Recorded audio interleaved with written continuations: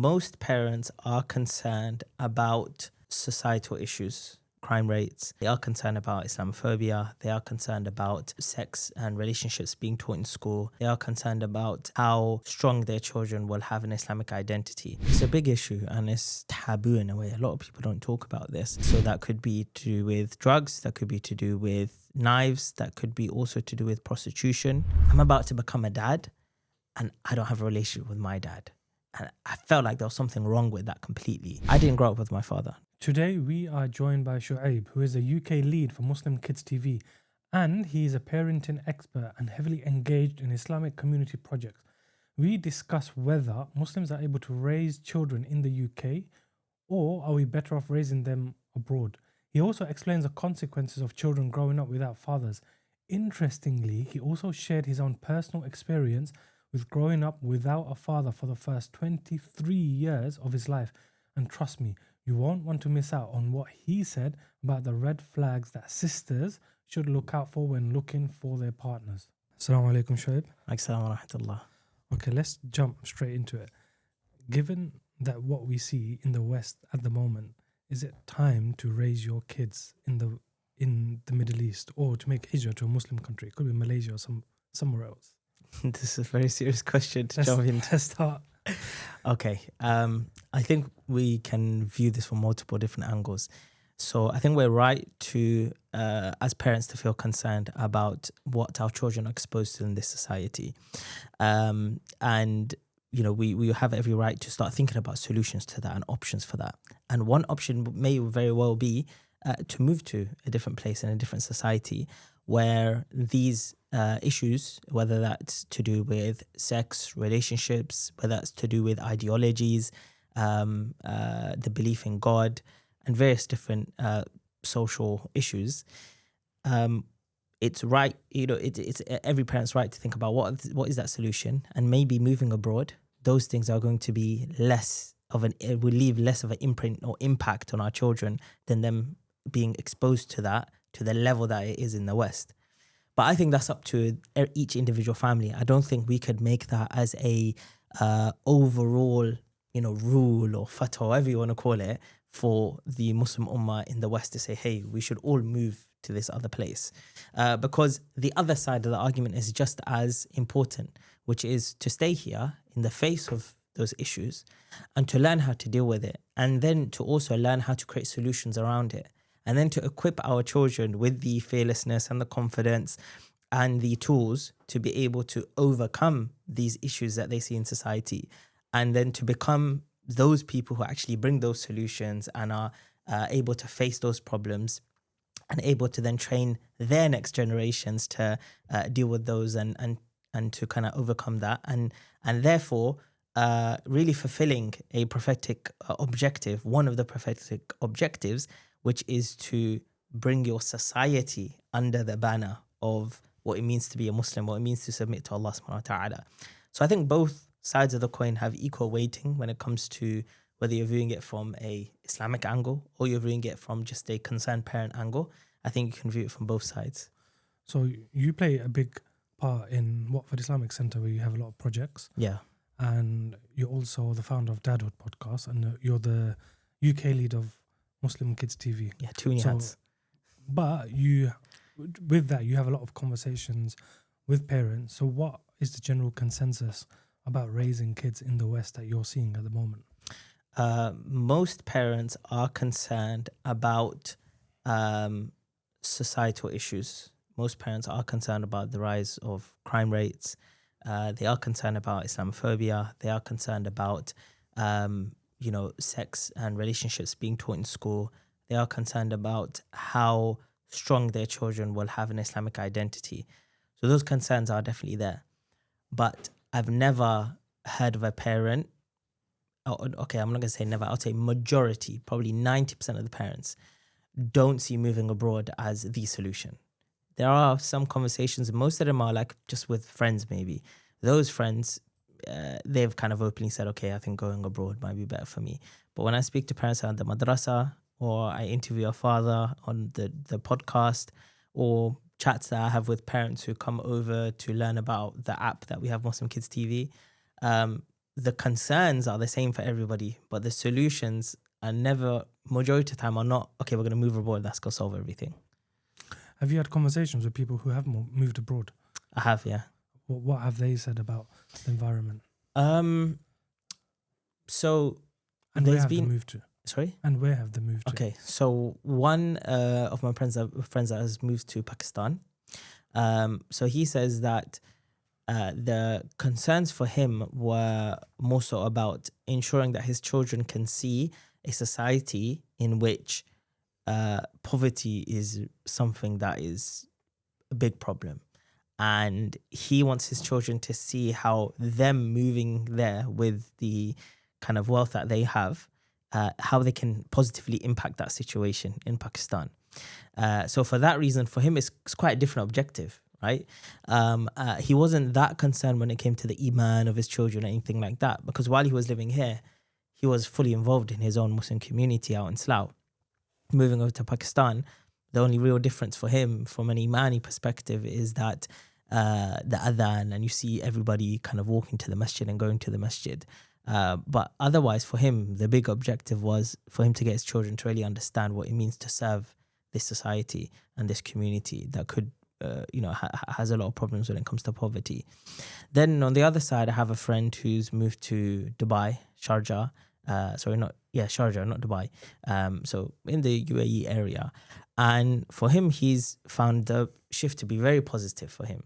So for him, it was a mixture of business and family. And when he's gone out there, he's like, well, hearing the adhan really helps me.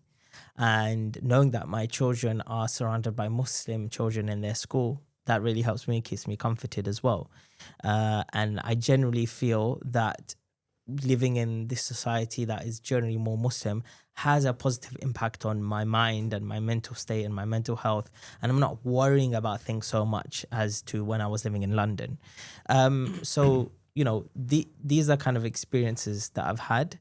I haven't really heard from anybody that has said, for example, oh, it's been a really bad decision for me to move abroad.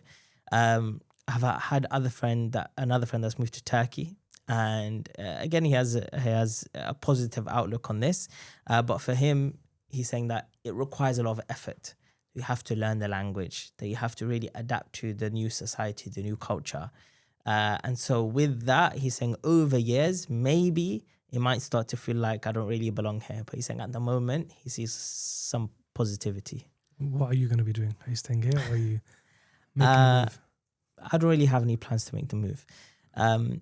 I do have plans for moving temporarily, just because I want to try it out, see how it is, see if I can meet some sort of objectives while I'm out there.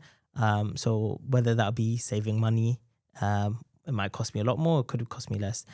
Whether that be improving certain habits, maybe Arabic language, maybe some sort of family structure that I can create in a more focused way while I'm somewhere else in a different environment. But I don't imagine myself living abroad for the long term. I imagine myself being here, near my family that are here and near the community that I want to serve here.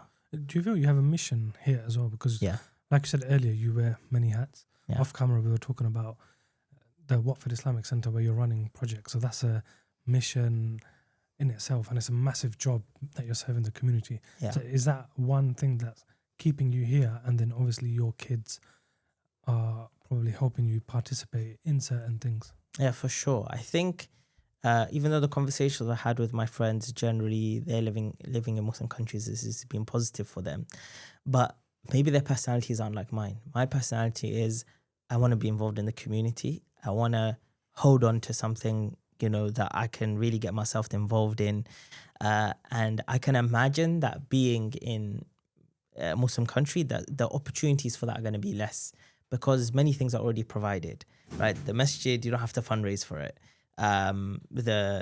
Whatever Muslim organizations that exist here in the UK, many of those equivalent organizations may already exist or may already be well funded or may already have certain people involved. So you don't have to go out your way to create these things and make these things happen. But when you're living here and you know that there is a little bit of a dislike towards the Muslims, and there is, a struggle when it comes to money for majority of the Muslim community living in the UK, and there is these various things on identity. Then as a Muslim community, you start thinking of solutions. And then not only do you start thinking of solutions, you start thinking, how can I get involved? Even though I can't drive things, can I put my money into this? Can I connect you with somebody? Can I help in this way? Can I help in that way? And it makes you feel like you're part of something, and my personality is very much like that. So I can only imagine that being removed from that situation here in the West, I will crave that, and I'll probably want to come back. And yeah, like you said, mission, I feel like we as Muslims in this society here, we have a mission to uphold all of these things that we're doing. So it seems like the struggle is here, Yeah. and probably America, Canada, Australia, Yeah. New Zealand, and all them countries. And it seems like the comforts of probably UAE, Malaysia, where you have the adhan and Yeah. the masjids and the communities are built, it seems like that's the way out, or that's the easy way out. Yeah. Is that what you feel? That's how I feel. I feel like it is the easy way out. I think, I was mentioning this to some parents recently, just kind of chatting and having some reflections with them. And I said that when we see these issues come up, let's take the issue of, same-sex relationships and trying to explain that to our children and what our paradigm is from an Islamic perspective. When we look at those things, there's an easy way out, which is let's run away from that conversation. Let's hide from that conversation. Let's put our children in a situation where they never have to be exposed to that conversation. That's the easy way out. The more productive way, and the way that's going to be a bit harder but it's going to get you better results, is that you actually face that head on, and you have those open conversations, and you look at what books are there that your school is providing to their children, what's in the syllabus, why is that happening, and then starting to think of solutions. Do you need to sit on the board of governors in the school? Do you need to start interacting with the teacher a lot more? Do you need to start sending letters or emails? What do you need to be doing? Yes, that's a lot of effort, but that's going to pay off, because if you run away from that conversation for now, eventually it's going to catch up. And there was a similar situation that happened, I think it was last year or the year before, where there was a school here in the UK that banned a child from praying in their school. And the easy way out for that child would have been and the parents would have been, okay, let's just move to a different school. We'll move to the area that they were in, Wembley, Brent.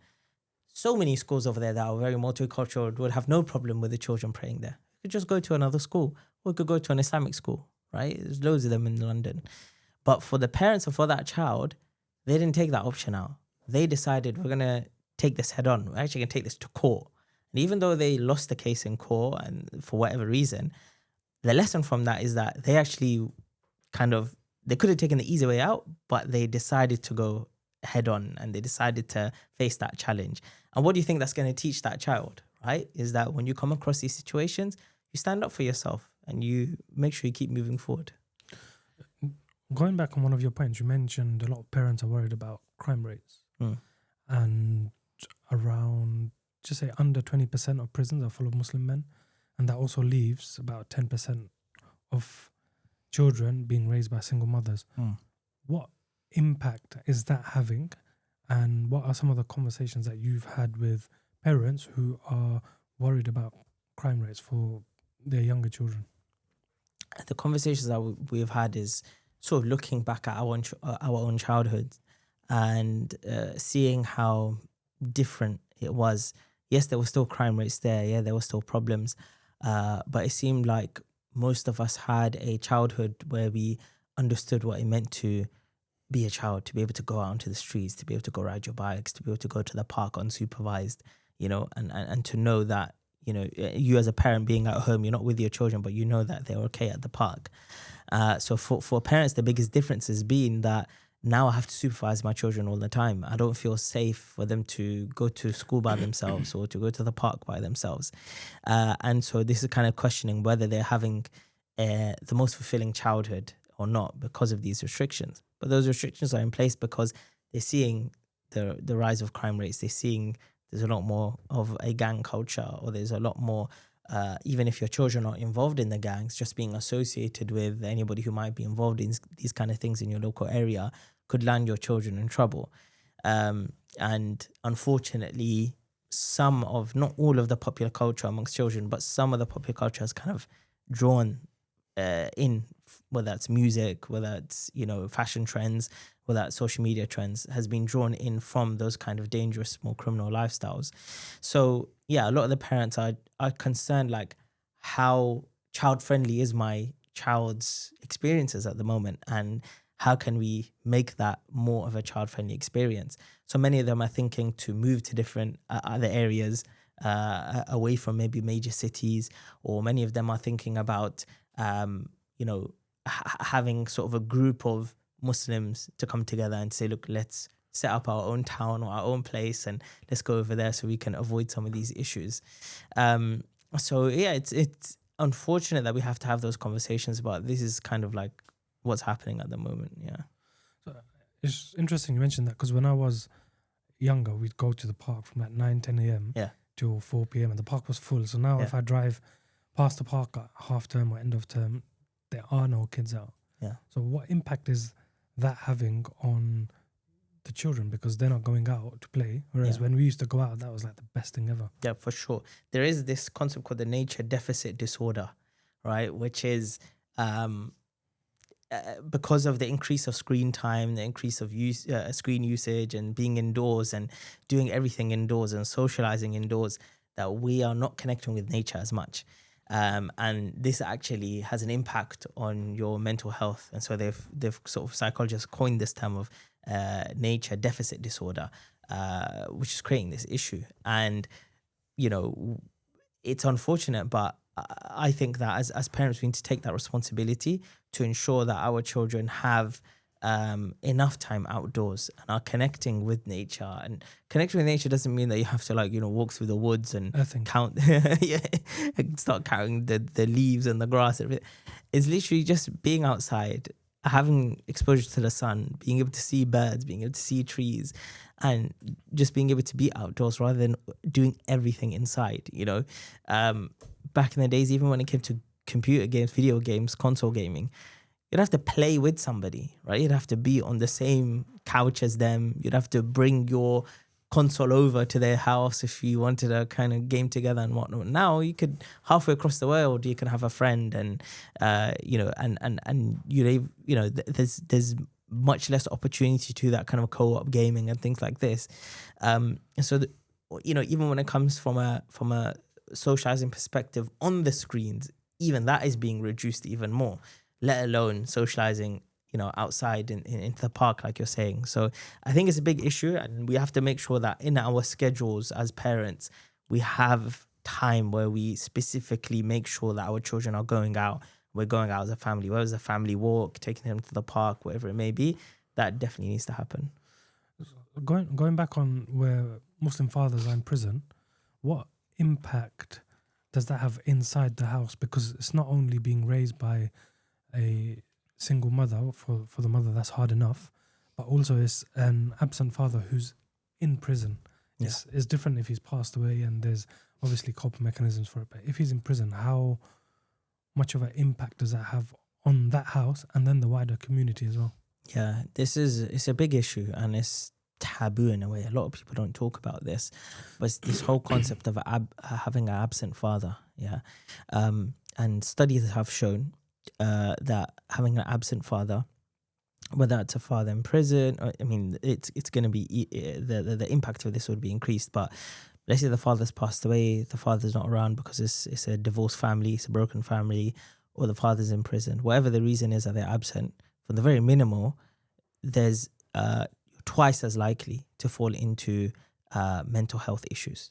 As the child is twice as likely to fall into mental health issues. What kind of mental health depression, issues are you talking about? Anxiety are the main two. Anger? The main two. Anger, for sure. It falls into that as well. Then you have twice as likely to also fall in your academic progress. So your grades dropping, and your general academic achievements and outputs that you can have dropping, your focus in the classroom, your ability to engage with the syllabus at the level that you're supposed to be at. Then there's also twice as likely to get into trouble with the law.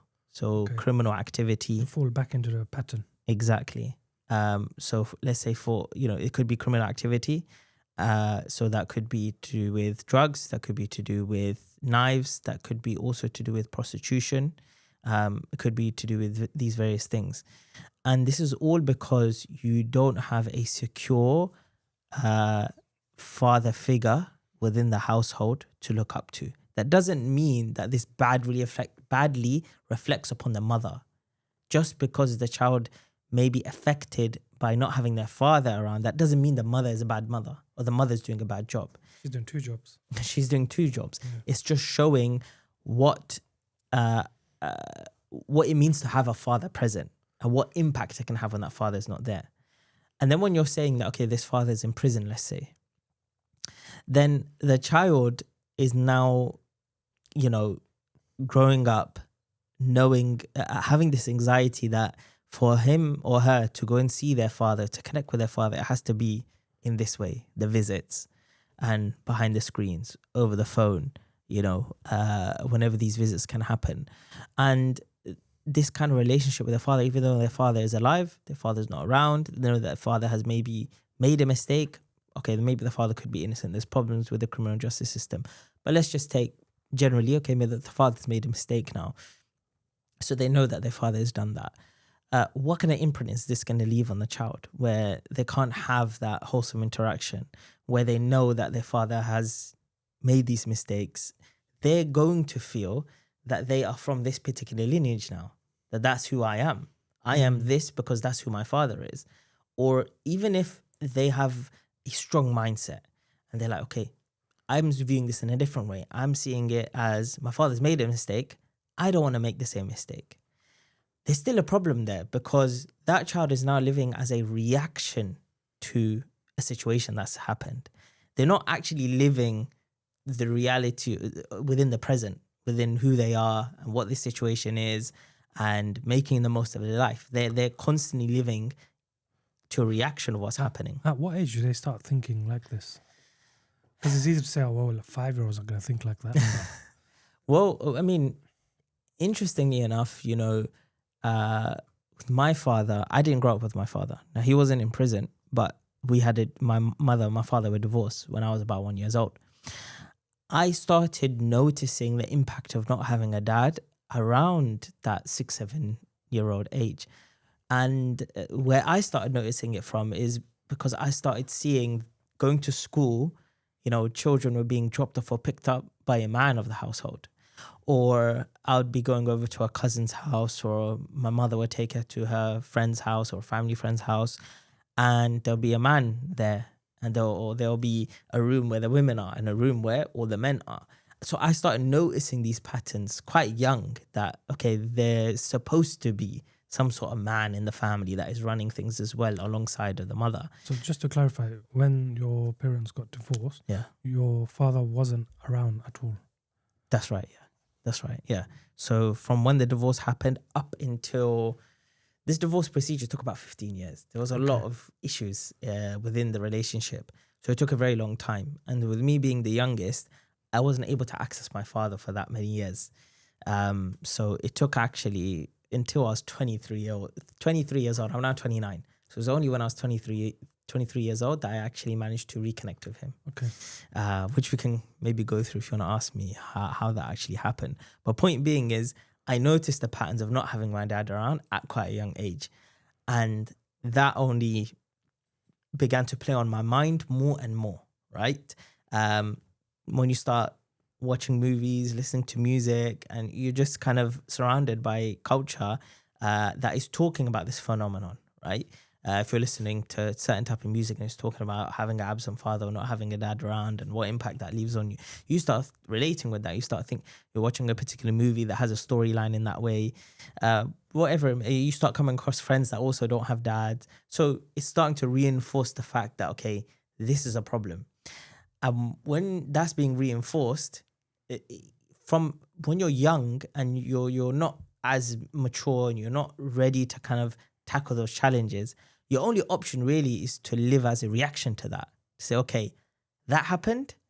Now, either that's who I am. I'm a product of that. So I'm going to reenact that same cycle again. Whatever problem my dad had with my mom, I'm going to reenact that. Or whatever mistake he made, let's say he went to prison or whatever it may be, I'm going to reenact that because that's where I'm from, right? Okay. So either you're going to think that way, that that's who I am, that's where I'm from, that's what's going to happen to me. Or you're going to say, I don't want that to happen to me. I don't want to make that same mistake, which is good. You're trying to overcome it, but still you're living as a reaction. You're still living as trying to always think through your decisions of, how do I do this so I don't end up like that? How do I do this so I don't? So it's always bringing that trauma back in every time you make a new decision. Let's say the new decision is about a job. You're going to start thinking, what mistake did dad make? How can I avoid that? When you're thinking about finding a spouse, what mistake did dad make? How can I avoid? So you're always thinking through that lens. And the best space that somebody's supposed to come into, they realize that thing has happened. That past experience happened for whatever reason, qadar Allah. And you're able to leave that as something that happened then. And you're able to move forward with knowing who you are now. And you just keep moving and you keep sailing your ship rather than having to look backwards all the time. So on that, going back to the question, what impact does it have not having the dad around? These are the kind of impacts that it can have over time. So what consequences do you think internally that you've had now from your experience of having an absent father as a child? Because you've not just had it through teens or something, you've had it from when you're a toddler to primary school, secondary school, college, maybe even after uni. Yeah. So it's a very long period and important period of your life. For sure. You know, and part of this is my fault as well. As in, you know, the fact that you said it was like from toddler to child to teenhood and then all the way through after uni and getting my job. When I was about 15, 16, you know, I said that the divorce case between my mother and my father took about 15 years. So it was I was about 15 around the time. Now, I have a choice to go and reach out to my father if I want to. Nobody's stopping me. There's no any rules about the court case, the divorce. This is all done now. And I'm at an age when you're 16, you can make those decisions for yourself, right? Yeah, you can do those kind of things. So I made the decision not to reach out to him. I had resentment because of what had happened over the many years. And I regret that because I could have reconnected with him a lot earlier. From an Islamic perspective, between that time and the time I did reconnect, potentially there's some sin on me, right? For not reaching out to my father and not having that relationship with him. But even let's say if we put that aside, we can make excuses for that, whatnot. You know, one of the reasons why I waited so long, an extra, for 7 years, is because I had this ego that dad hasn't been around for this long. Why am I going to let him get involved at this stage when I'm going to do my A-levels, I'm going to do my university, I'm going to get married, I'm going to get my first job. I'm going to do that myself. I don't need dad around. Dad wasn't around, so I don't need him around to do these important things for me. So again, you can see how I'm trying to do something for myself, but I'm doing it through the lens of an ego, which is kind of going back to the point of I'm always looking backwards and reacting to a situation that's happened before. If I was really mature enough, I would have put my ego to the side and said, well, dad's dad, let me just reconnect with him. But I kind of had this thing of like, oh, I'm a man, I'm going to do it all on my own. So even, point being, the question you asked in terms of, you know, the impact that is left on me, even towards the latter stages, when I'm older, it's still leaving an impact. And I'm making those decisions for myself, you know, to kind of allow that to continue making an impact on me. So it was only really after I got married and I had my first child is when I was like, okay, now I'm ready to reconnect with dad. But, you know, by that time, by that age, what do you need your dad for, right? Ideally, you should have reconnected with dad a lot earlier. But in terms of the question of what impacts do I think it's had over time, I think one really important thing is that one negative thing, I would say I'm going to give a negative and a positive, right? A negative thing of not having dad around is that I started problem solving in my own head a lot. So I've only realized this recently, but if I look back at my life, There have been lots of periods of my life where I didn't accept help, and I was very quiet and sort of just inward looking a lot. Like withdrawn. You could say, a bit, and a bit just like overthinking, and a bit just kind of living in my head quite a bit. And I've kind of realized this through going through some therapy and things like this, and trying to understand how this has happened. I think not having dad there in those crucial periods of my life, early years and later years as well, it means that I've kind of learned to deal with issues or problems myself.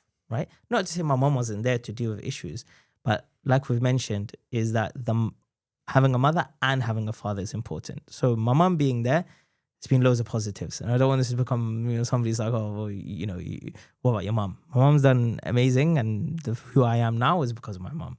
But point being is that there were many things that I feel like I was trying to solve on my own, and I was trying to solve in my own head, and I wasn't communicating well enough. And that led to a breakdown in my ability to communicate when I'm trying to solve issues. And so even till now, when, if there's any dispute between me and my wife, or any problem that happens in the family or something like that, my first thought is, how can I get away from this and just think to myself and be in my own head? Is that like having an avoidant attachment personality? In a way, yeah.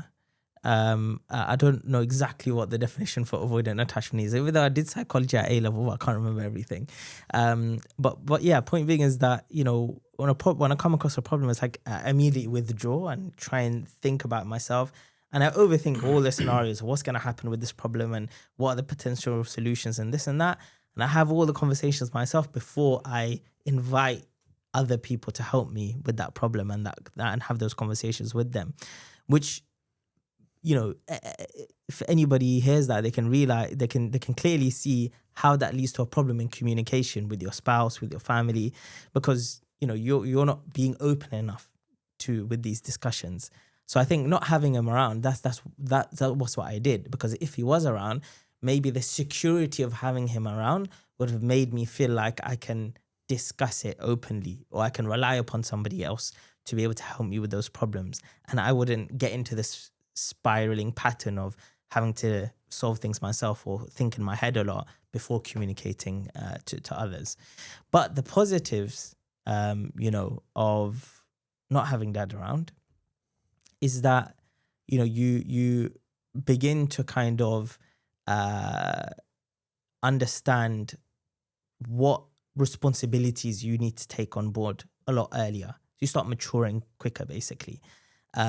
Although I was the youngest of my family, so I have an older brother, older sister, I'm the youngest one, they helped a lot in the sense that they would have felt the brunt of this issue.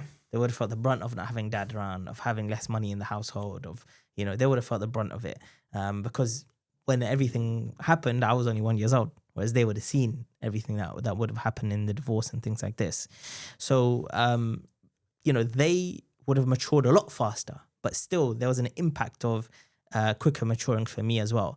I'm able, from a very early age, a lot of people say to me that you're a lot mature than how old you are. I mean, now I'm kind of getting into the 30s, so everyone's like apparently mature now, right? But when I was in my teens, when I was in my early 20s, people would assume I'm a lot more older than I am. And I think that's because not having dad around, I had to mature a lot quicker. But the positive to that is, I'm able to, from a very early age, able to handle certain situations, able to view certain situations with a more of a mature lens than other people of my age, because I've kind of been forced into doing that because I don't have dad to rely upon to solve these things. So what was your thought process from when you were 15, 16 on to when you met your father? Because you're probably thinking about it daily, that should I meet him, should I not? And then your siblings, were they meeting him as well? Sometimes they were, yeah. So there was a lot going on. What was your kind of thought process? And then why did you eventually decide at 23 that after you had your first child that right now is the right time? Good question. Around that time, I guess family was always practicing, okay? Always praying, fasting, etc. But there always comes a time in your life as a young Muslim, especially probably living in the West, that You question things for yourself. You want to build your own path when it comes to Islam. You want to know that, okay, I'm Muslim for these XYZ reasons. So I'd say around that age, 15, 16, 17 is the time I was exploring all of that. Questioning, what it really means to be a Muslim, and are there other religions out there? And, just kind of going through those natural questions. I didn't really fall into kind of like a cynicism, just nothing exists. And alhamdulillah, I still had kind of belief in Allah and things like this, but it was more about taking it more seriously and questioning it. So as that was happening, I was coming across a lot more of the teachings of honoring the parents, respecting the parents. And I always understood it through the lens of my mother. So I was like, I've got a good relationship with my mom, and I'm respecting my mom and all these kind of things. But I never really took it further to my dad, because he was never really in the picture. I didn't really apply this on dad, right? And at the same time, I had this resentment towards him because he hasn't been here for that many years, and the court case and all the issues that had occurred between my mom and my dad. I was kind of like, a lot of the blame was on him. And then, there was music that I was listening to. I was very heavily listening to music at that time. Alhamdulillah, I don't anymore. But I was listening to a lot of rap and hip hop and things like that, which talk about these subjects a lot. And so that kind of reinforced the kind of mindset I already had of resentment. It kind of reinforced the thing of kind of not wanting to touch that, basically, and just carry on being your own person, being your own man. But then as I got more practicing, I began to realize that, okay, wait, no matter what has happened between my mum and my dad, I don't have a choice here to say I want to cut him off. Even if he has, let's say, treated me badly, personally, even though he hasn't because he's been away from me, right? But he personally hasn't treated me, even if he did, I don't have a right to cut him off here. So I started understanding more about the rights towards the parents. So that kind of started spurring me on a bit more. So I'm in university age now, a lot more practicing, attending classes, trying to take things seriously, get involved in the ISOC. And as I'm, getting a bit more religious, there's this thing in my head which is like, wait, you say you're a religious person, you read Quran, maybe you're helping the ISOC out here and there, maybe giving a khutbah here and there and whatnot. But this big thing of honoring your parents, you're not even doing that properly. So it was kind of sticking out like a sore thumb. And I knew I had to address it. But as I told you before, the ego kept on getting in the way, right? It's like, well, dad hasn't been around. I've managed to do this for myself. I know I should from an Islamic perspective, but the nafs and the ego is kind of like, just wait till you finish uni, wait till if you get married, wait till you have kids, then you can sort of bring him in, right? Because you do this all yourself. Why do you need to bring dad in? So it was kind of battling between the nafs and knowing what Allah subhanahu wa ta'ala says, what Muhammad says about these things. Then after I got married and my wife was pregnant, a few months before she gave birth, I kind of had this niggling feeling, and a thought came to my mind that I'm about to become a dad and I don't have a relationship with my dad. And I felt like there was something wrong with that completely. So I was discussing this with my wife, and my wife has always, since we've been married, encouraging me, you should try and reach out to your dad, you should try. Because she had to, she's a revert. So she had her own issues with her family and she managed to overcome them as well. So she's very encouraging of doing this. So her encouragement and this feeling I had, I was like, you know what? I just need to do something about this. So I managed to find my dad's number through family and whatnot. I think my sister had his number at the time. So I basically gave him a call, and I was worried. I was like, either this is going to go really well or this is going to go terrible. Because either he's going to be very happy to hear from me or he's going to be bitter from the whole thing and just want to cut it off. But then when he picked up the phone, he was really happy to hear from me and to know that it was me. And so I told him, you're going to be a granddad, because by this time, my older brother and sister hadn't had children yet. So I was kind of like the first one, basically. So he was like, you're going to be a granddad. He was very happy about this. So I said, look, my wife's going to give birth. I think it might have only been like 2 months. So like, give me like a bit of time and then we can like meet up and all this kind of stuff. And he had already gotten remarried. And so I had siblings as well, new siblings from the new marriage that he had. So I was like, I want to do this properly. So give me a little bit of time. My wife give birth, etc. And we'll meet up. Then, my wife gives birth, and literally, I think it was like a week or two before I'd set the date to meet with my dad, I came across this course that was being taught in London by a well-known sheikh. And he was basically teaching the book of Adab al-Mufrad, but particularly on the kind of chapters on honoring parents and relationship with parents and stuff.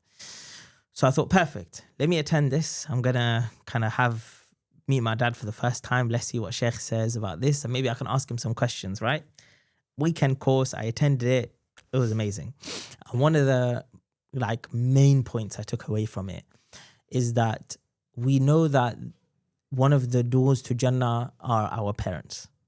And I've always felt like, okay, alhamdulillah, good relationship with my mum. So maybe that, half that door is open because of my mum. But what about opening it fully? I don't have a relationship with my dad. And so when Sheikh was basically explaining this and basically saying that if you want to have all access to Jannah, you need to fix these relationships. So it kind of pushed that ego to the side, because now it was no longer about how I feel and it was no longer about how he would react, but it was all about how do I get to Jannah. So I started viewing it in this way. So speaking to my dad, approaching him was now all viewed through the lens of how do I open Jannah to me, to all the doors of Jannah as much as I can. Now, what's interesting is to come to the last bit really. I went to sleep that night after the weekend course, had a dream. And in this dream, I'm in the venue where this course is happening, and there's these two silhouette looking figures in the distance. One is a woman, one is a man. They're sitting next to each other, and I started walking past them. After I walked past them, the manly figure, still a silhouette, I can't really see who it is, taps me on the shoulder. So I turn around and he holds out his hands, and he has these two things in his hands. He has like these gold chocolate coins in his hands, actually in both his hands. So in both hands there's two gold chocolate coins, like the ones you used to eat when you were a kid, right? Yeah. So I said to him, what is this? He said, one is the Quran and one is a bad situation. And I said, well, what do you want me to do with it? And he said, you must use one to overcome the other. And then the dream ended. I thought, subhanallah, I don't have dreams like this. Yeah, it was so vivid. It was crazy. So I went to a sheikh who's known for dream interpretation. Now, of course, dream interpretation doesn't give you like a ruling, but it just helps you to understand. And before I even told him about this whole thing about being kind of away from my dad for this long, I'm going to meet him for the first time. Just from me describing the dream, he said, how's your relationship with your parents? I said, well, with my mother, it's good, but with my dad, not so good because of these reasons. And he said, how's your relationship with the Quran? I said, it's okay, but it could be better. He said, okay, these are two things you need to work on. You need to make sure that you're using the guidance of the Quran, reach out to your dad and fix this, whatever's going on. So that was kind of a sign I would say from Allah subhanahu wa ta'ala that I need to do this. I need to rebuild this relationship with my father. And so from that point onwards, alhamdulillah, we've had a good relationship, I'd say. Still some difficulties here and there, because at the end of the day, I haven't grown up under his wing for that, for my whole life. So a natural father and son relationship is very difficult to achieve at that stage. But, and we're just coming as two men, basically. He's coming as an older man, and I'm coming as a younger man. So you can imagine there would be some difficulties, but alhamdulillah, at least the relationship is there. In that time you were waiting to meet him, did your father ever reach out to you via siblings or anything? So I'm told that he did, when my siblings did go meet him, he did ask to meet me. But I was kind of like, they told me if you want, you can. But I was kind of the one who was just like, I don't really want to. There was one situation where we did see each other. I went to go see my dad's side of the family after the whole divorce case ended. My mom said, you should go and see them. And if you want to see your dad, you can, but at least go see your dad's side of the family. We went to stay over at their house, and we went out to some area to kind of chill out and enjoy ourselves. And he ended up being there because he knew that we were down. And so he approached us, and him and my brother sort of had like some antagonism, and there's a bit of shouting going on and stuff. So I was just viewing this really. So I didn't really get a chance to speak to my dad or meet my dad, but I was kind of just viewing this scenario of like shouting and this and that. And so I just kind of got pulled away from it, and it ended after only a few minutes. So that was like my only really, full memory around like 15 years old of like what it potentially could be like. And like, if you wanted to reach out to me, I was like, is that what it's going to be like? Right. So that was like one of the reasons why I was like more kind of standoffish from trying to do it. Although I have been told that he tried to reach out or maybe send letters or wanted to meet me and things like this. But that was mainly during the kind of period where there was a whole court case and whatnot. So I think it was a lot more difficult. To be honest, I haven't really asked about the details for that, because for me, it's about moving forward. Like if I start asking details about these things and I start to discover, oh, maybe he did want to meet me, or maybe I was prevented from meeting him when I could have, what's that going to do for me? So it's not really going to help. Yeah. So this whole situation that you've had, how does it impact you raising your children now? Or is it more that you've needed to get therapy to help with raising your children now because of the whole situation? The reason I went for therapy was because I wanted to understand my own thought patterns better. Not necessarily because I felt like prompted to do this so that, I can raise my children better or anything like that. It was more so for myself. But of course, that's going to have an impact on then how I end up parenting my children, of course. So tell me the question again. I'm just gonna. How has the situation with your father, not being in your childhood, impacted you raising your children today? Yeah. I think, like I said, you start living as a reaction to your situation. So either you start falling into the patterns of that's who I am, or you fall into the patterns that I want to avoid that completely.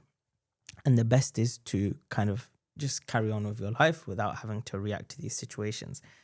So I think raising my children at the beginning is very much a reaction to, I want to avoid that situation. So I want to make sure that I'm the best father in the world.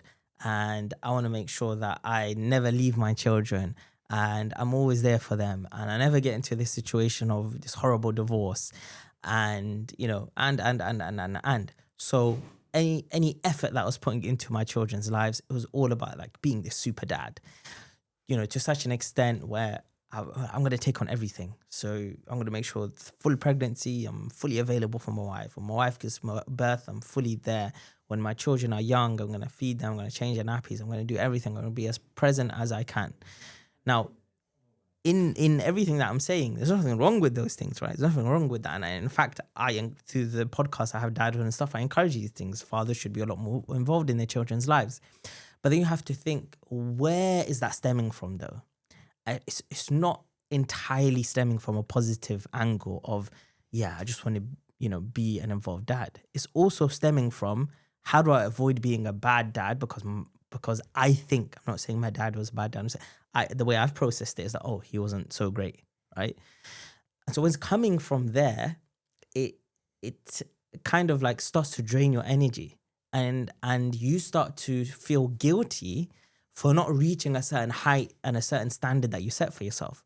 But who's really made that standard? Who said that for you to be the best dad in the world, you have to tick all these boxes and you have to be like this and you have to look like this and you have to behave in this way? But because the impact that is left on me makes me feel like I have to overcome all these issues and tick this box of what it means to be super dad. And when I'm not able to do that, why? Because I have to work and I have to take time away from family and I get stressed like everybody else does. And I start shouting at my children like it's normal in many scenarios. And so when those normal things start happening, I don't view them as normal. I think, oh my God, I'm a failure now. I'm not a great dad anymore. And that stresses me out more and overwhelms me more and makes me feel like I have to now take a brand new approach to how I parent my children. So I think that's kind of what happened early on in being a dad, and I had to, through therapy and through just general reflection and sort of, sitting with other people and just through general experience, you start to realize that, okay, this image of what the super dad is, you've created this image as a reaction to what's happened. So first of all, leave that in the past. Secondly, this is not a real image. You've conjured this up in your mind because you feel like you have to. So now look at your situation. Who are you? Who's your wife? Who's your children? And where do you want to go? Where do you want to be? Where do you want to take them? And one thing I had to really remember is that being a great dad isn't about becoming a great dad. It's about being there, actually being present, actually showing up every day and saying, I'm here and I'm your dad and I want to be here to be a good dad. If you're always thinking about becoming a great dad, you're always going to be stuck chasing that greatness and chasing whatever that image of a great super dad looks like to you. And you're never going to really spend those years that you're actually with your children actually being that person. Guys, 80.5% of you who watch the podcast are not subscribed to the YouTube channel. So if you are a supporter of the Muslim Pound and you are enjoying the podcast, please make sure to subscribe by clicking the subscribe button. So you're mentioning obviously spending time with your children. So if we go back, for example, to maybe our grandparents' generation, Yeah. a lot of them, especially when they came to the UK, they were busy working and didn't get to spend much time with their children. And now as the generations are evolving, the younger parents are spending a bit more time.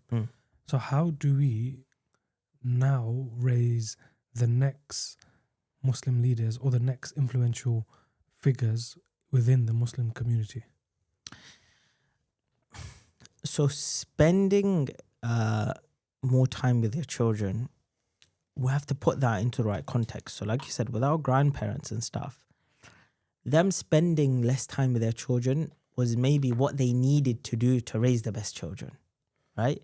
Because in their context and in their scenario, it was almost impossible for them to spend more time with their children. Because if they did, the survival of the family would be at, there would be a big cost to that, you know. They wouldn't be able to earn as much. They wouldn't be able to provide as much.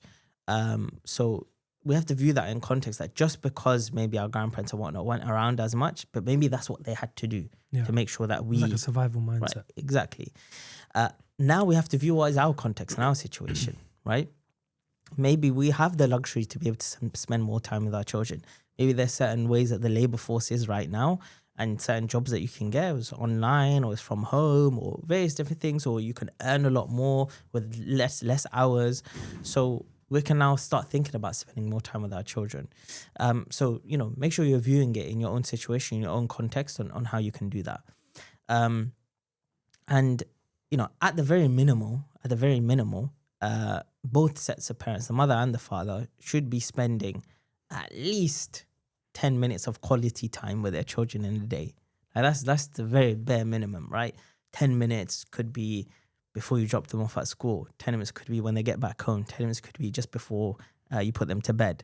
But that needs to be like proper quality, like attention given, where they can really feel there's a bond going on here. They can really feel like this is my mother and my father, so bonding with me, connecting with me, talking with me, or they're talking to you and they're opening up to you. Whatever it may be, that needs to be there at a bare minimum.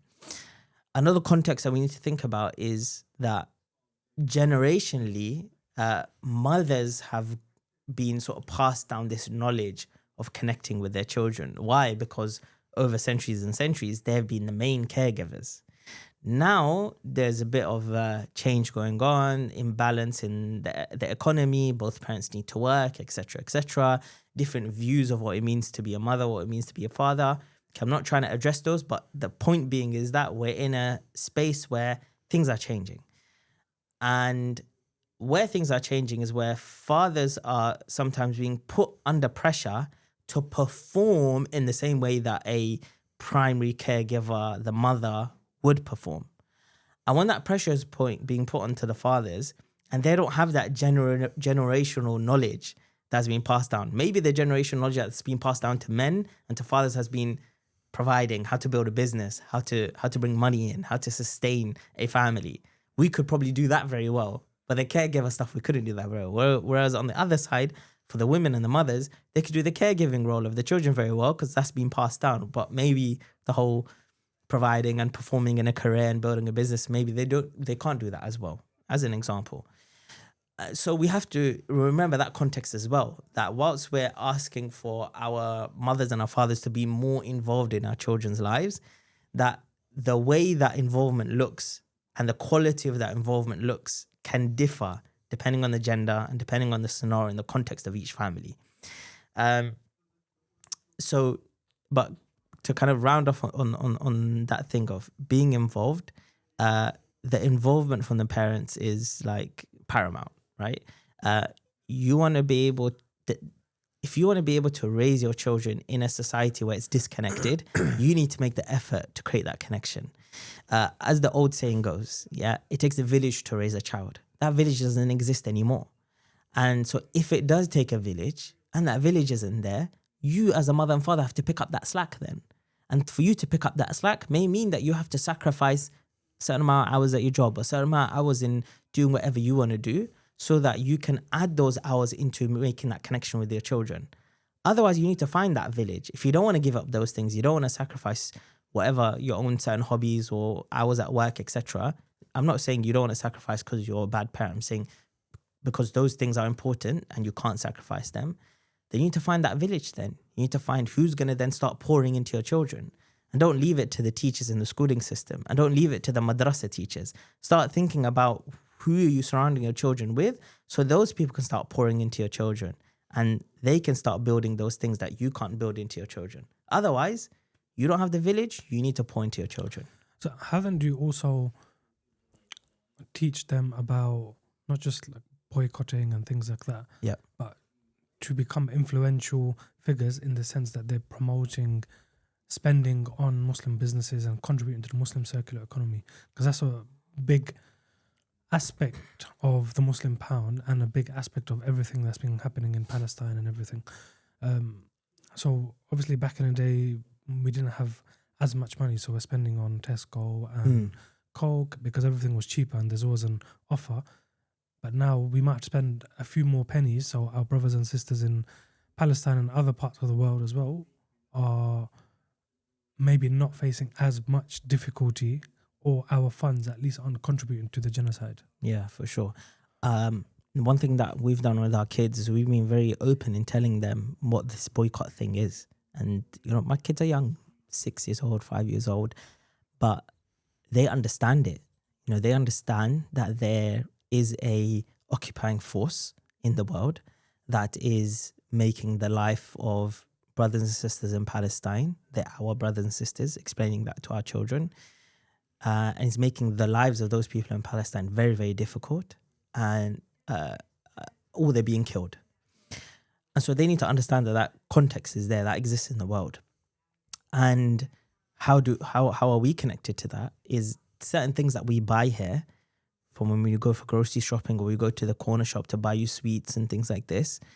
Depending on the things that we purchase, the money could be going there to contribute to this oppression. So they understand that. Then it's about every time we go to the shops, letting them know if they pick something out, by the way, this one, if you want to spend money on this, just know that your money could be helping with this oppression. So now the children have a choice. Are we going to spend our money in a way that's going to help the oppression, or are we going to try and choose something else? And over time, this exercise that I've done with the children, now they pretty much know what they should buy and what they shouldn't buy. Does that not put extra pressure on the children? I don't think so. I think it's normalized to them. You know, if you do it from such a young age, it's normalized to them. And I think we shouldn't hide the fact that there is oppression and there's suffering in the world. Now, obviously, the levels at which you explain this is going to differ according to the ages, right? For example, I haven't had a full-on conversation with my children about racism. I've said that, you know, we've talked about, we have storybooks that explain about diversity of different people and how they look and different religions that they have. And the advantage of my family, though, is that those conversations, when I want to have them, is quite easy. Why? Because they already know that they have non-Muslim family, because my wife is a revert. So for them, it's easy to notice these things. And they know that dad is from Pakistan and mum is from England and is British. And so they are a mixture of the two. So that's a unique advantage that I have when it comes to these conversations.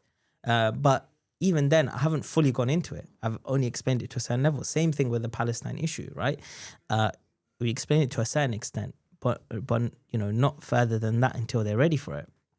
But we've also always had conversations around charity, and the whole charity conversation is pretty much linked to the boycott conversation as well. And if you want an easier way to explain that, and then you want an easy way to explain about the Muslim circular economy, and you want to explain how to spend on Muslim businesses, easy way to do it is a link to charity. You're already teaching your children about charity. Save some money and give it to the homeless. Save some money and give it to the orphan. Save some money and build this water well. So just extend that conversation a bit and say, and if you spend this money in this way, it could have a bad effect. But if you spend it in this way, it could have a good effect. And now they're understanding that money is something real and money has an impact in the economy. And the decisions that I make with money has pleasure and displeasure in the eyes of Allah subhanahu wa ta'ala. They need to know that, I think, from a young age, and it's quite easy. It's not pressurizing at all. Okay, we're just going to lighten the mood up here. And we're going to play a game called Put Your Pound Where Your Mouth Is. Ooh. So it's just a series of 7 questions, quick fire, and they will be around parenthood and probably some stats around parenthood. Okay. Ready? No. Each question has points ranging from 1 to 6, and then you'll be put on the leaderboard at the back. I bring the leaderboard. Okay. Very good. You're the second person to play this game. Oh, okay. This is a new game, yeah? It's a new game. Okay. Let's see. So question 1 for 1 point. What share of lone parent families in England and Wales are led by mothers? So it's either 58%, B is 67%, C is 86%, or D is 92%. Can you repeat the question? What share of lone parent families in England? What do you mean lone parent family? Single parent. Oh, sorry. When you said loan, I was like, loan is in a loan. But you No. Okay. So what share of single parent families in Right. England and Wales are led by mothers? What was the percentages? So it's A 58%, B 67%, C 86%, or D 92%. I'm going to go for 92%. The answer is C 86%. That's okay. You still can go to the top of the leaderboard. Inshallah. Question 2 for 2 points. Children without a father are how many times more likely to be excluded from school by age 11? So A is 1.3 times, B is 1.8, C is 2.4, or D is 3.1. So children without a father, how many times more likely are they going to be 1.8. excluded? The answer is correct. B, 1.8. Cool. You seem quite sure of that one. Yeah, I was reading something around this not too long ago, so it makes sense. Is that why you had the phone call with our team? Question 3 for 3 points. By age 3, a child's brain reaches what percentage of adult size? So you've got A 60%, B 75%, C 85%, or D 95%. This is by age 3. Yeah, by age 3. What was the A? What was A? A is 60%. I'm gonna go for 75. The answer is 85%. Wow. I didn't know that either. It's very high. This is an interesting one. How many hours a week? This is for 4 points. How many hours a week do UK children aged 5 to 7 now spend online? So you've got 6 hours, 11 hours, 15 hours, or 19 hours. By age 11. Children aged 5 to 7. How many hours a week do they spend online? Okay. So 6, 11, 15, or 19. And this is according to Ofcom. Okay. All right. So that would be TV viewing.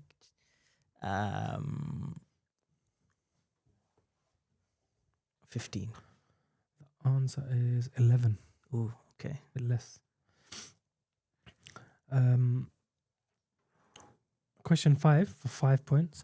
So after 15 minutes of skin-to-skin contact, a father's oxytocin increases by approximately, is it A, 25%, B, 50%, C, 80%, or D, 125%? I read this before. I thought it was somewhere around 30 to 40%. So I'm going to go for the 50% mark. The answer is actually 80%. Oh my gosh. Okay. I didn't know that either. I'm definitely not getting to the top of the leaderboard now. I might have to fudge the numbers. Question 6 for 6 points. Toddlers are exposed to 70 decibel plus household noise. So what increase in their cortisol spikes? So 70 decibel plus. They get harder as they go along. So is it A, 12%, B, 28%, C, 43%, or D, 67%? How much a spike in the cortisol after being exposed to 70 decibels? I'm gonna go for that. What was the highest percentage? Let's go for that one. 67 was. Let's go for 67. It's 28%. Oh, okay. And the final question: children retain pro-social cues best when those cues appear within the first 1 minute, 3 minutes, 5 minutes, or 7 minutes. 1 minute. Correct. So that is a total of. I think it's 7 points. I think 9 points. But they were difficult questions, to be fair. Got a half nisfa investing. All right. Not bad. I think you guys have ruined my reputation now. I don't know how good of an idea this was. This reminds me of Top Gear. I think that's where the idea This is where the idea came from, yeah? Well, hey, I want the leader one now. So we're using your passport name. Yeah, that's fine. Okay, this is a topic which everyone talks about. Marriage. So before thinking about marriage, what are the kind of things that are needed for a Muslim male to be ready spiritually, emotionally, and physically? Very good question. You should ask a sheikh. No, I think, and this is an important discussion, and I have this discussion a lot with brothers, on those who are interviewing the podcast, those who are in the dadhood kind of community group that we have, and just generally like talking to younger brothers who are kind of want to get advice from somebody like me who's been married for a few years and got kids, etc. So number one is that I think you need to make sure that you are at a level of maturity where you are responsible over yourself.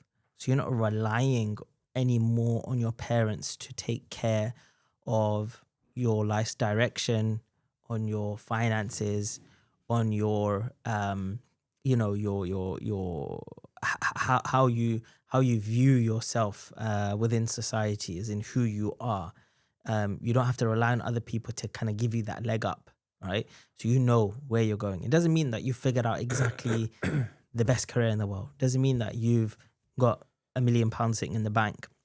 It doesn't mean that you've kind of overcome any character flaws. You're not right? set in life. You're not set, but you know your position. You're very confident that, okay, this is where I am right now, and I know how to take responsibility of myself to push myself further, and I know what further looks like, right? So that's one thing that needs to be there. Actually, to be honest, that probably encompasses pretty much everything else, because from a financial standpoint, I don't think you need to have all of the money available, but you need to have some income that is coming in. You need to know how that income is going to be generated further, and how much more you need to be able to support a family, depending on what situation you're going to be in. Are you going to be staying at home with your parents? Are you going to be moving into your own place? Are you going to be renting? Are you going to be buying? Do you need to kind of move into another area of the UK or abroad? As long as you have an idea of what that's going to look like, even if it's not concrete, and how much it's going to cost, even if it's not concrete, that tells the person, okay, this person understands finances to an extent. They understand where the finances need to go, and you have some income coming in. So it's not just talk. Like there's something really there. And from a spiritual perspective, that you need to be somebody who you can stand before Allah subhanahu wa ta'ala with being not that you're perfect, but you know that the stage that I'm in with my relationship with Allah, I know I can stand before Him, and I know that this is where my flaws are, and this is where things need to be improve. If you don't know that yet, and you're in a bit of a, okay, I don't know, how am I supposed to make sure I'm praying more? Yeah. I'm not praying 5 times a day, but what am I supposed to do? You're not really sure what impact your friends have on you when it comes to your religion. You're not really sure kind of what it means to really be part of the masjid. Like, you're a little bit lost.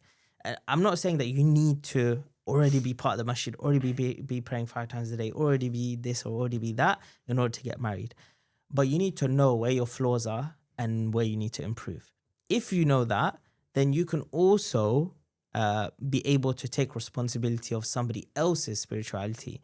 Being married, it doesn't mean that, okay, now if she does a particular sin, oh, it's your fault. Or if she does a good deed, that's not what I'm saying. But what I'm saying is, when you come into a marriage and a partnership with somebody, you have to help them with their journey to Allah subhanahu wa ta'ala as well. You can't leave them alone in that journey. You being married means that your journey and her journey, even though as much as they are individual, it is together as well. So for you to have that journey together with somebody, you need to know where you are first. If you don't know where you are first, you're going to struggle in making that journey together towards Allah subhanahu wa ta'ala. So that's from an emotional perspective I've already mentioned, in terms of how responsible you need to feel over yourself. From a financial perspective I mentioned, and I think from a spiritual perspective as well. So when a guy is talking to a girl for the Yeah. potential of getting married, Yeah. what kind of things should they be discussing, not just about their own relationship and how they're going to go forward, but also to make sure that their parent styles or their perceived parent styles are compatible as well? I think it's very important to ask questions to your spouse in terms of how they grew up. So you need to know where they're at when it comes to viewing what it means to be a mum, what it means to be a dad, or what it means to even be a child, right? So you need to know how they grew up and what scenarios, what was the situation, did they come from a family of wealth? Were both parents around? What city or area did they grow up in? What kind of schooling did they go to? Okay, just getting a general background of what their childhood really looked like, because their childhood is going to reflect upon how they feel like their children's childhood should be as well. And it doesn't mean that your childhood has to be exactly the same. You just need to be aware of what their childhood looks like, and if that looks like, that childhood looks like something that you'd feel like if your spouse then started to implement those situations with your own children, would you be happy with that? So you need to kind of see that scenario. And So should young people be aware psychologically as well? Because how a childhood does impact how a person behaves in this day and age as well. And obviously how a person sees their parents' marriage will impact how they run their household as well. For sure. So definitely ask them, what is your relationship like between your mum and your dad? Are they together? Did they, what does it look like in the household? And asking questions like, what would you carry on and what would you change? So when you're looking at a relationship between your mum and your dad, what do you like about the relationship? And what would you want to like take that? How much of that would you want to take forward in your own marriage? And what kind of things do you see are flaws? And what would you want to leave behind? As this starts to tell you what they view as a positive in a marriage, what they view as negative in a marriage. Ask them questions like, okay, what role did your dad have in the marriage? Was he the kind of was it a traditional thing, provider, and mum stayed at home, etc.? Was it different? Did they both work, or what did that look like? That gives you an idea of what they would view as the role of a man and the role of a woman in the marriage. So I think these kind of questions are really important, and rather than just asking, very simple questions of, how, a lot of people, they're not simple, they're not bad. These are also good questions, but, how do you react when you're angry? Or, what do you like to do on a day off? These are also still important things, but this only tells you about that person and their life only. But their life is made up of their family life. So you need to also find out enough information about their family life as well. But we also have to be careful with this. It doesn't mean that just because their family is a particular type of way, that they are... Doesn't define them. Yeah, it doesn't define them, that they are also going to be this type of way, right? If that was the case, why did I get married to my wife who was a revert? So if I looked at her family background, oh, they're not Muslim, they're not bad people, but they're not Muslim. Well, what's the most important thing to us is the deen, right? So what I'm going to therefore say that, oh, because your family are non-Muslim and you grew up non-Muslim, then therefore that's who you are. She's changed her life now because she has her own personality, she has her own decisions, she has her own take on things. So that's not a be-all and end-all, but it does tell you the psychology of a person in terms of how they view a marriage and how they view the upbringing of a child. So if you were speaking to the female audience we have, what I would say red flags are there in our Muslim men today that would potentially make them not ideal fathers? Very good question. Nobody's asking that before. I would say one thing that would be a red flag. This is a very good question. Let me think.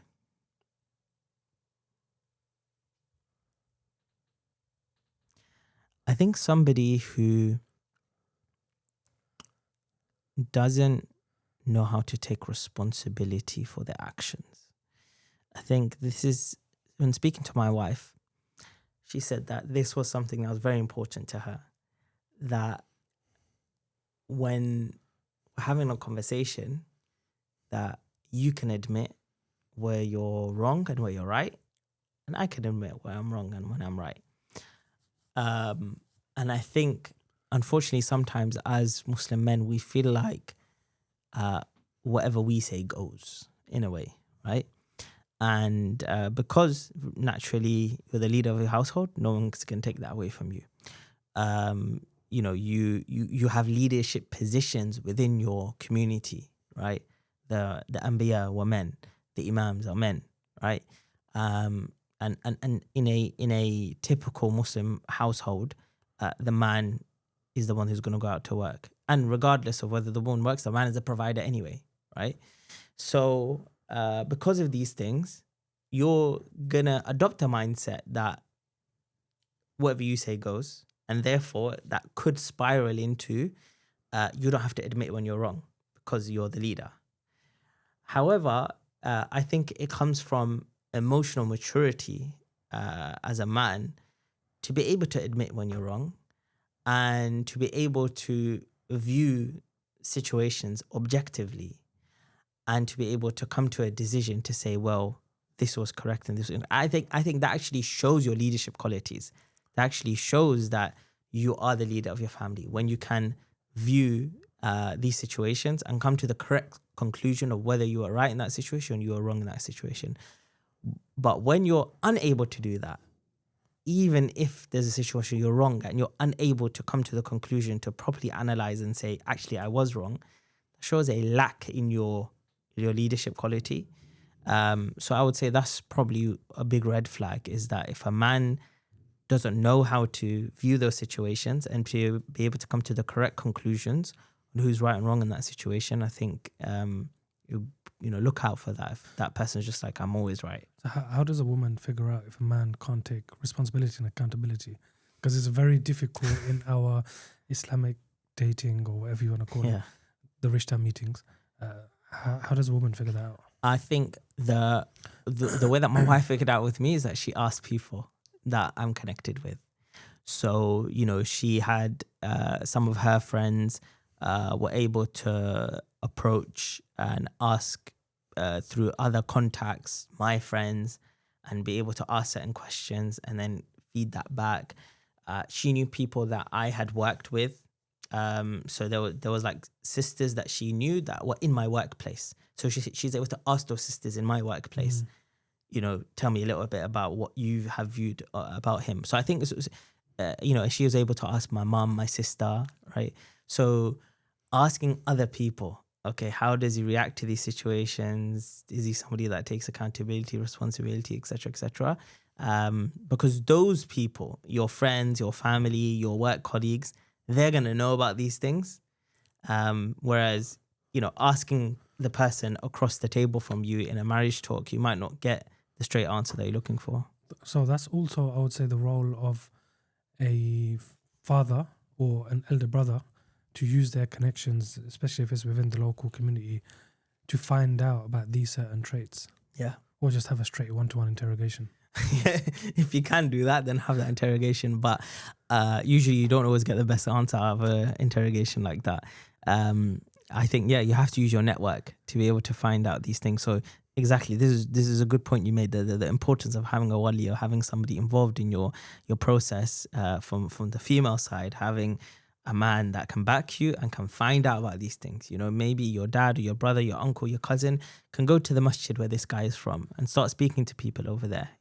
For example, before my sister got married, she got married to somebody who was in America.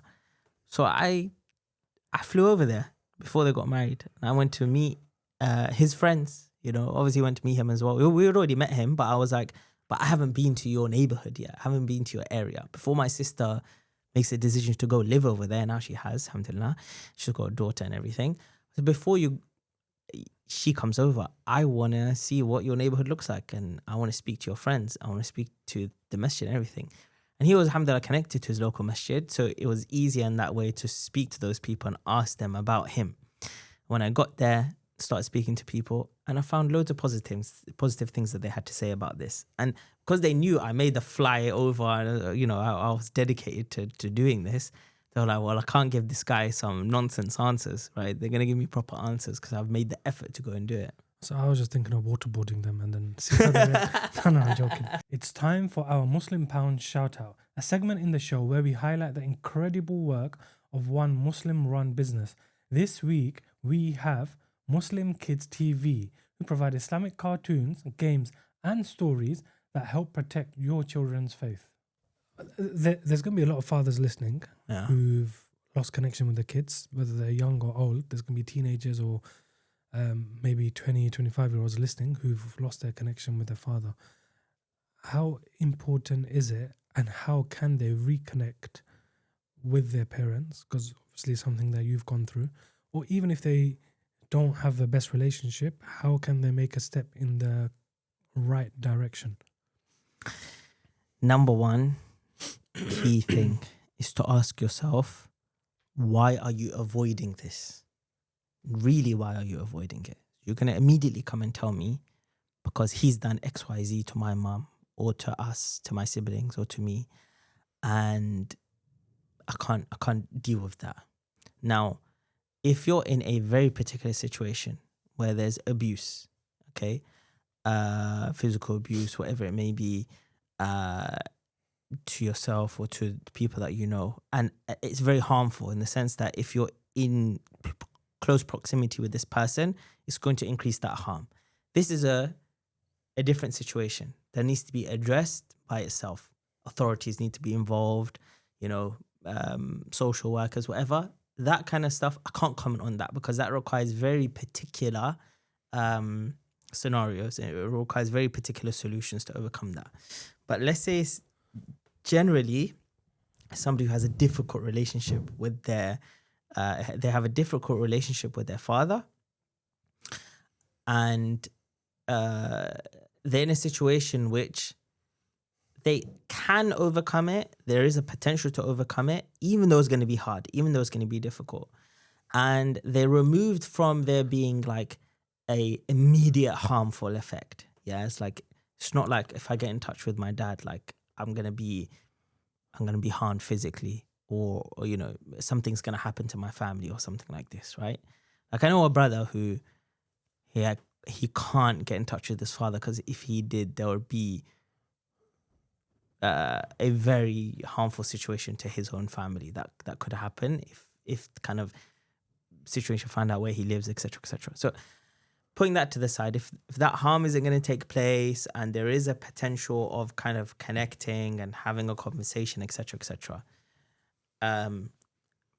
So how do we do this, knowing that's a difficult situation, knowing that you've been estranged for X many years, knowing that there was a problem that had occurred between you and him, there was a problem that occurred between him and your siblings, him and your mother, right?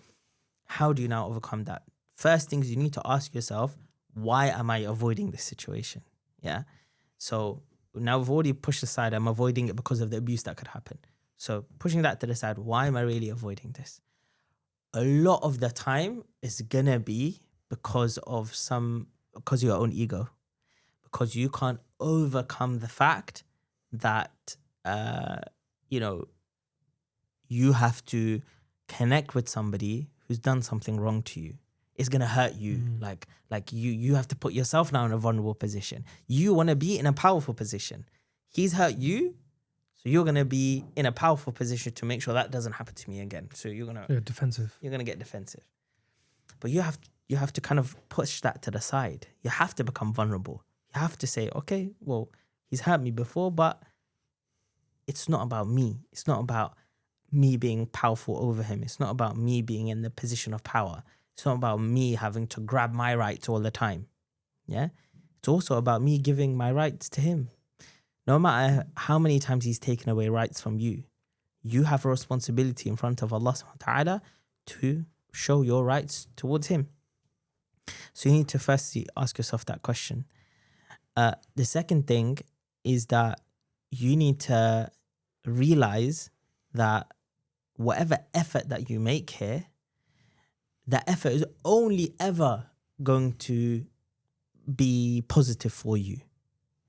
Yes, it's going to feel difficult. It's going to feel draining. You're going to feel anxious. You might walk away angry, right? In that conversation that you have with him, maybe the first conversation, maybe the second, maybe the third, is going to have all those emotional. But did Allah give the reward of honoring the parents because it's going to be easy? Of course not, right? For the person, the whole reason why honoring your parents has so much reward is because it's hard. It's hard to be good to your parents. Yeah. It's hard to honor them. It's hard to admit that they are right. It's hard to admit that even when they're wrong, that you still have to be kind to them. If you look at the story of Ibrahim alayhi salam and his dad in the Quran, it's clear from there that it was hard for him. He had to have difficult conversations. His dad didn't want to listen to him. His dad threatened him. His dad encouraged them to put him into the fire. Right? And he still said Salaam alaikum at the end. He still made dua for his forgiveness. He still asked Allah to guide him.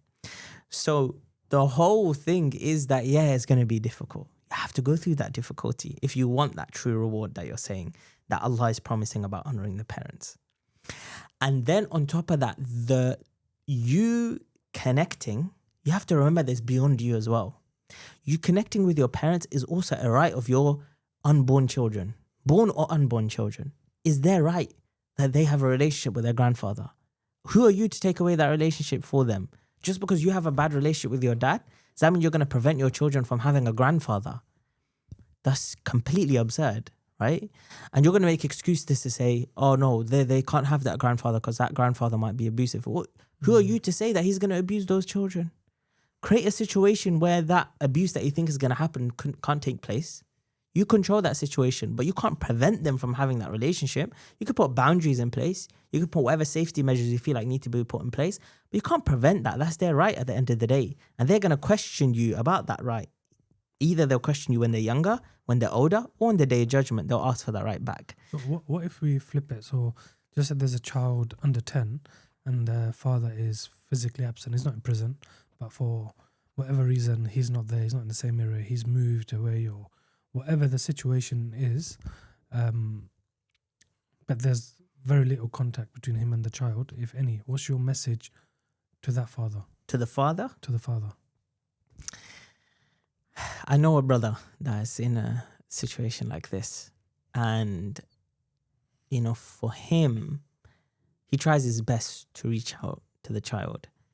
And for whatever reason, maybe the mother's preventing it or blocking it, which actually happens quite a lot. Right? That the mother is blocking the father getting in touch with the child. And he's afraid that that child is going to grow up thinking that the dad is the one that doesn't want to be in touch and the dad is the one who's distant. And he was saying to me that, Shoaib, can you do something to chat to the mothers and tell the mothers to stop doing this? I said I could, but that isn't your responsibility on what the mother does in that situation. Your responsibility is just to continue with the effort that you're putting in. When you give up on that effort, then you're showing Allah subhanahu wa ta'ala that this situation for you isn't important. It's not important for you to be in touch with your children. It's not important for you to try and rebuild that relationship. And no matter how impossible it seems for you to ever get a relationship with that child, yeah? Just take my dad as an example. Do you think he ever thought he was going to get back in touch with me? Yeah? 23 years later, I finally somehow reach out to him, right? For him, he may have given up ever being able to see me ever again, yeah? You don't know where that door is going to open up, but you need to make sure as a dad that you're constantly putting that effort in. Whatever it is that you can do, whether it's writing letters, sending emails, doing what you can, up until the point that gets taken away from you for whatever reason, right? Restraining order, this and that, whatnot. But you put that effort in to make sure you're doing that, and Allah may open the doors for you. And don't think that your child is going to resent you. Yes, I had a period of resentment, but then I overcame that resentment through maturity and through knowledge and through experience and through advice. Your child may go through the same situation where for a long time they may not be in touch with you and they may resent you. They'll come, inshallah, back to a stage where they've concluded on the matter that actually it's okay, I'm going to be in touch with my dad. What about for fathers who've just distanced themselves from their kids for whatever reason? And their kids like under 10. What about a message to them? The reason's important. The reason is important, right? It can't be for whatever reason. You distancing yourself away from the child, maybe because you don't want to be with the mother of that child anymore. That's not your child's fault. You can't let whatever situation happens between you and your ex-wife impact your children like that you're going to purposefully stay away from your children because you don't want to interact with your ex-wife anymore. That's not your children's problem. They have every right to access you as their dad. So you have to take that difficult step, and if you need to access through your ex-wife, you access through your ex-wife. That's it. You have to. And, yes, okay, the wife may prevent this, but I'm saying, what's your effort that you need to put in? If you're preventing yourself, right? You can't do that just because, I'm going to have to go through a shouting match with her. It's going to increase my anxiety having to see her, or, some trauma happened, whatever. There was an affair that happened. If I see her, it's all going to come back to me. That is between you and her. Yeah. You have to, when you come in front of your child, all of that, no matter how hard it is to push that to the side, and I know it must be, you have to know that your child has every right to access you, and access you as a father, not as somebody who's like anxious about what's going on with the mother of that child and the ex-wife and whatnot. They have every right to see that dad as dad. Okay, final question. What does the Muslim pound mean to you? Muslim pound to me means Muslims spending their money in a way which pleases Allah subhanahu wa ta'ala. Muslims helping each other out in terms of supporting each other's businesses and spending upon each other. And Muslims encouraging one another to build a strong economy across Muslims worldwide. The way I would simply put it is, you have Coca-Cola, you have Bar Cola, and you have Salam Cola. So to make that conscious choice of spending on Salam Cola as opposed to Coca-Cola, that will have the biggest impact, whether we realize it or not. For sure. Shoaib, Jazakallah khair. It's been a pleasure. Barakallahu feekum. And see you soon, inshallah. Inshallah.